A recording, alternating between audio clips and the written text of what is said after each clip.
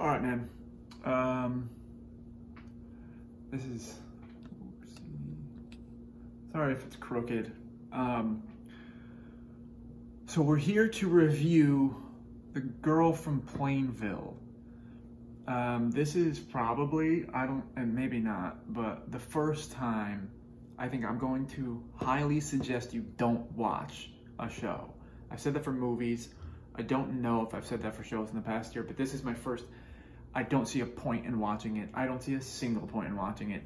It's based off a true story, which I'll get to in a second. And what you learn from this is nothing you couldn't learn from a 5-minute Google search.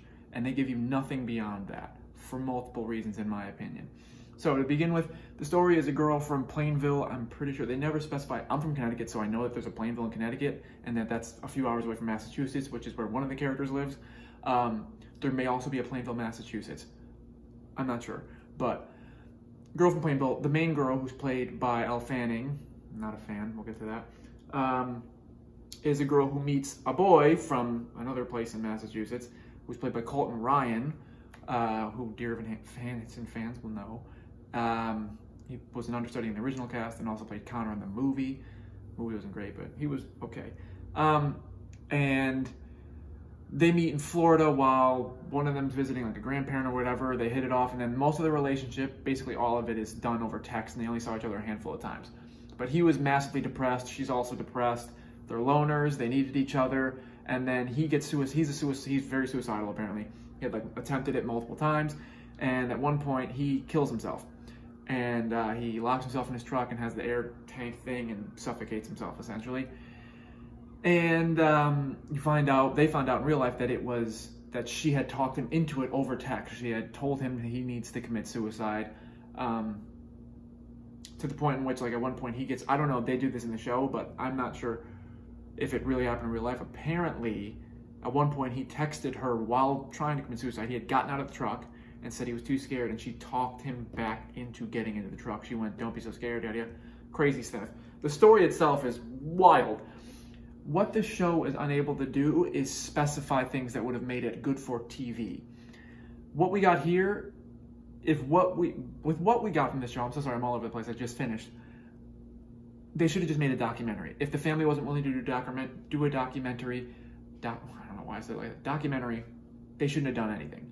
Because this show couldn't have been done in a way that was good for television for a long time from now. And it's to compare the show Winning Time on HBO Max, it's about the Lakers. Nobody from the actual Lakers organization signed off on that, and they all hate it. But they took a lot of artistic liberties and kind of tiptoed around because it's so many years after. They're able to do a lot of stuff without needing anybody to say so.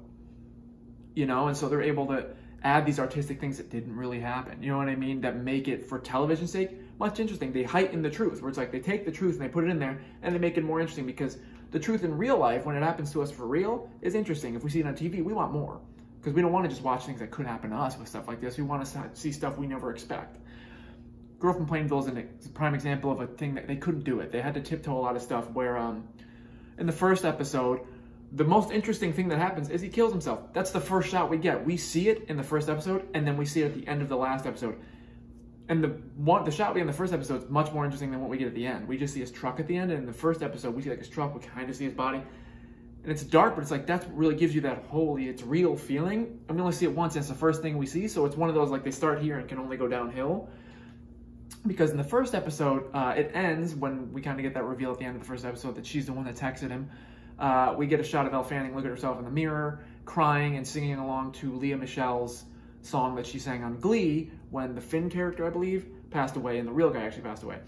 And that, I didn't know what it meant, so I Googled, and found out that there is high speculation, everything but confirmed, that this girl did all of this because she had an unhealthy obsession with Glee and wanted to live out Lea Michele's character's life through her own relationship. And so she convinced this kid, her actual boyfriend, to kill himself so that she could have that experience.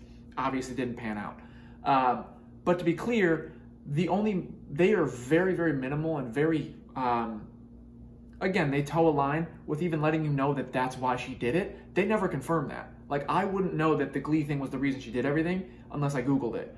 Because due to the fact that this girl's still alive, she's no longer in jail, everyone that's part of this is still alive and probably not a fan of them speculating, they can't tell you straightforward, that is. They can't even show you. So what they did is that's the closest you ever get to like them going, look what's happening, is her kind of schmacking in the mirror while Leah Michele sings in the background. She's literally trying to go word for word. For the rest of the show, it's literally she just only music she listens to is Glee covers. That's the only other Glee-esque thing you ever see. And that's kind of the biggest plot point, is like, this girl, the reason why it's so absolutely wild is because she did all this because she had an unhealthy obsession with a show. And then, but again, they can't tell you that, and so they kind of toe the line, and it's like one of those, if you figure it out, you figure it out. If not, oh well. It's like, that's the main point.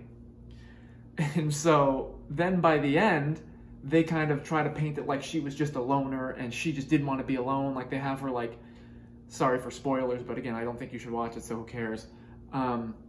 Like, they have her, like, in her mind, seeing him when he's in the truck right before he kills himself, like when he gets out, when he calls her to say he's too scared. And she starts screaming to him. Obviously, he can't hear him. She's like, don't get in the truck, go home. I don't want to be alone. And it's like a real hard reach of like, they knew at that point, we have not answered any questions people probably have about why this girl did any of this. Because being a loner doesn't explain what she's doing. They didn't explain how alone she, like, she still had friends. They just weren't her best friends. And it's like, she wasn't the most lonely person. And they also didn't dive far enough into her mental health. Like, we find out she has an eating disorder, but they never tell us why. They get very inspecific. For this to have been good, they needed lots of specificity, but in order to do that, they would have had to paint both the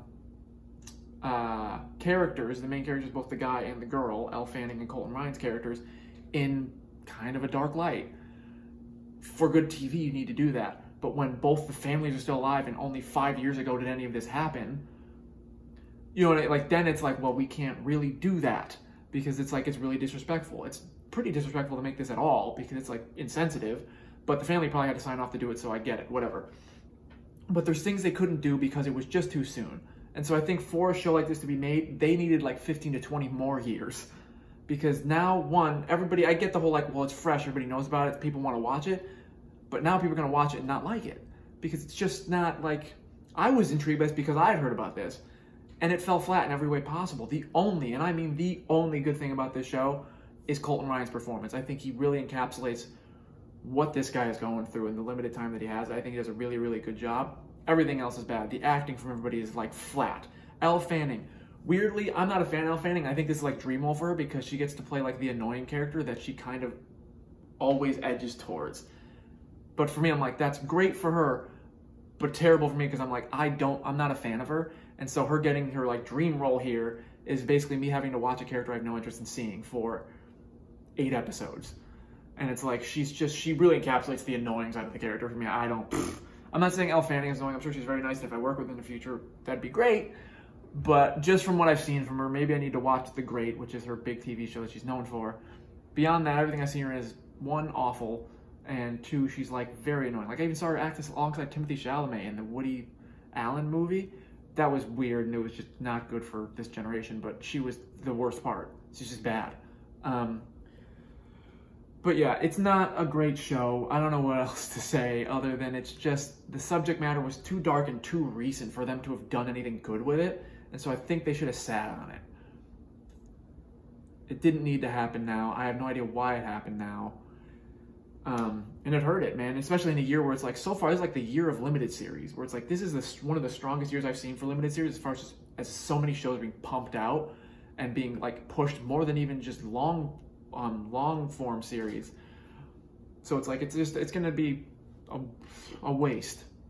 And in that, I hope that they didn't also hurt the family more than they needed to. Because obviously, again, the family probably had to sign off on some of this because of names and everything. But I don't think they did anybody's story justice. I just don't know. I don't feel like I got any answers. And it's a true story where I could go to Google. I got nothing out of the show that I couldn't have gotten from a 5-minute Google search. I got more out of my 5-minute Google search than I got out of this show. You know what I mean? And that's not to say they took artistic liberties and went a different direction. They told the story as plain as they could, very documentary style, and then tried to like teeter on half love story for them and then half murder story.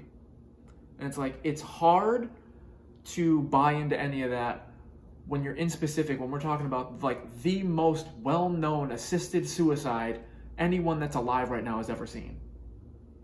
And it's like, that sentence right there is so much more interesting than the entire show. Like, that sentence makes you go, I want to see that. And now I'm telling you, you shouldn't see this. So, before the video gets too long, The Girl from Plainville, I'd suggest don't waste your time. It's just not well done. And there's so many other limited series you could see that are on this channel that even aren't on this channel. Go watch something else. Spend your time wisely. See you next time. Peace.